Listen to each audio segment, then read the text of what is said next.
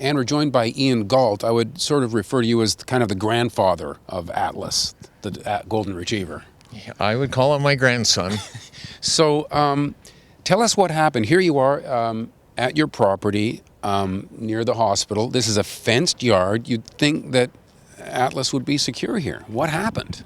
Well, you're absolutely right. It's a fenced yard all the way around. And Saturday evening, my daughter brought her dog along, Jones, which is a Bernese mountain dog. We call him the cousin. And Atlas and Jones, his name's Jones, they hang out together, they roughhouse and have fun, and they like to stay outside. And I'm in the house doing my thing, but I've got both my back doors open. I periodically come out, talk to the dogs, throw them a bone or so. And so around 7:30, I'm actually in my kitchen, not far off from here, and I hear my gate open up. That's the gate right here. That is well secured. And I've unsecured it now because this is the noise I heard. And I went, what? What's going on here? And I thought, well, maybe somebody's come by for a visit. And so I casually walked down the stairs, and I'm wearing rubber clogs. And I look out, the gate's open, the big dog is here, and I see this well-dressed woman running down the street with Atlas.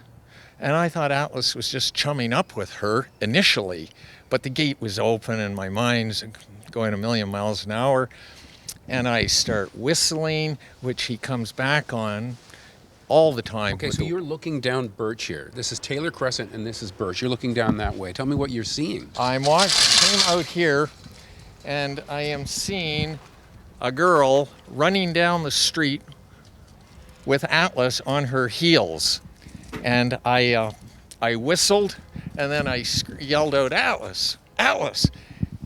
When he was down by that white fence, he stopped and hesitated. He looked at me.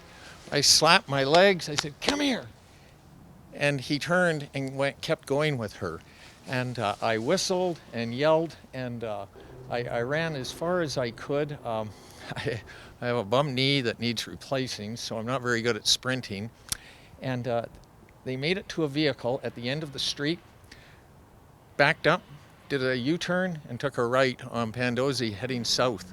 And end of story. We've had people spotting them the dog in Nanaimo, one recently in Armstrong, but these are just really concerned people that think possibly it could be Atlas. But at this point, no, we haven't had anything substantial. It must be really upsetting also for your son to be hearing all this.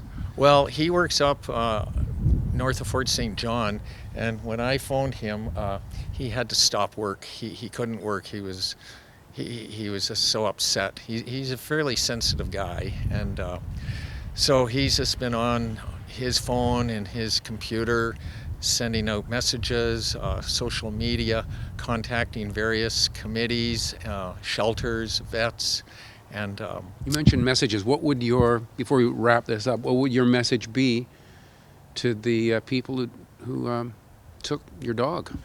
Well, I would say please reconsider what you've done.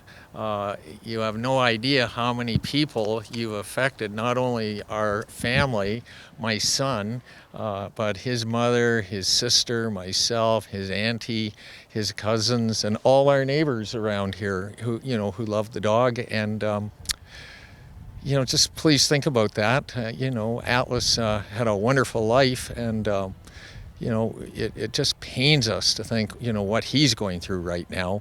We know dogs have feelings and they have brains, and so if you're out there, we would really like you to reconsider. There's a reward out there, which is for $2,000, no questions asked, and please return Atlas. I'll meet you. I'll bring the money. I'll come on my own. I'll come on your terms, but we'd just like to see Atlas back, the entire family, particularly my son. Yeah. I hope this helps Ian Galt. All right. Thanks so much, Kent. And thank you for watching Kelowna Now. Okay.